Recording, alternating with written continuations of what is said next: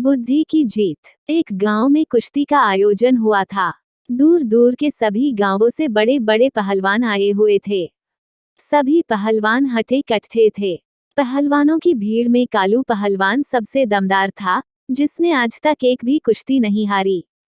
कुश्ती का प्रोग्राम चालू हुआ। बारी बारी से सभी पहलवानों के बीच में कुश्ती हुई।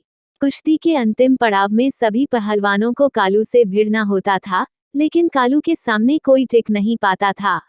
आखिरकार इस कुश्ती प्रतियोगिता का विजेता भी कालू ही रहा। गांव के सरपंच ने कालू का हाथ ऊपर कर उसे विजेता घोषित कर दिया और इनाम की 5 लाख को स्वीकार करने के लिए मंच पर बुलाया। कालू भरी भीड़ में चिल्लाते हुए बोला कि क्या इस भीड़ में कोई ऐसा बंदा है जो मुझे हरा सकता है? अगर मुझसे जीत गया तो ये 5 लाख उसके और अगर हार गया तो उसको मुझे 1 लाख रुपए देने होंगे। क्या किसी को ये चुनौती मंजूर है? भीड़ के सभी नौजवान एक दूसरे का मुंह देखने लगे। कोई आगे नहीं आया। किसी को आगे न आता देख कालू हंसने लगा। तभी एक दुबला पतला आदमी आया और बोला, मुझे तुमसे कुश्ती खेलनी है। दोनों मैदान में उतर गए। सभी लोग कालू के लिए तालियां बजा रहे थे। किसी ने गुल्लू का नाम तक नहीं लिया। अब गुल्लू और कालू के बीच कुश्ती शुरू हुई। गुल्लू किसी तरह से खुद को बचाकर आगे भाग रहा था। सभी लोग गुल्लू की मूर्खता पर हंस रहे थे। गुल्लू को भी लग रहा था कि उसने अखाड़े के अंदर आकर गलती कर दी है, लेकिन वापस बाहर गया तो 1 लाख देने होंगे।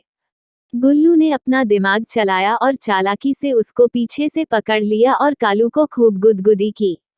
कालू ने किसी तरह उसको छुड़ाया और सामने ले आया। अगली बार जैसे ही कालू ने हाथ उठाया, गुल्लू ने उसके टांगों के नीचे से निकलकर उसकी टांगें खींच दी और कालू गिर पड़ा। भीड़ अब गुल्लू गुल्लू करने लगी। कालू ने अपना होश खो दिया, लेकिन किसी तरह वह खड़ा हुआ। एक बार फिर दोनों आमने सामने थे। एक बार फिर गुल्लू ने कालू की टांगों के नीचे से होकर घुटनों के बीच दे मारा। कालू गिर पड़ा और फिर खड़ा नहीं हुआ।